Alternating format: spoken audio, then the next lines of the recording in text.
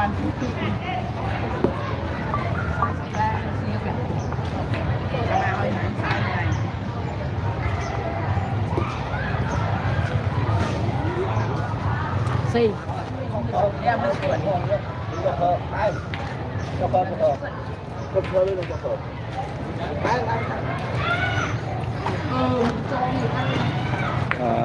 là ô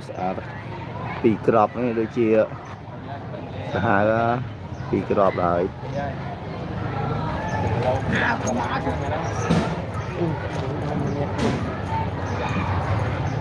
máy của bây giờ